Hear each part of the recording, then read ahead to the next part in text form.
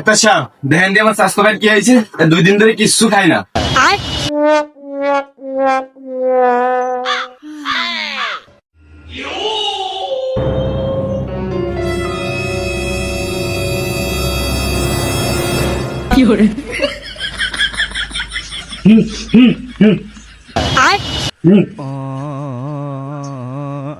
জোরে জোরে।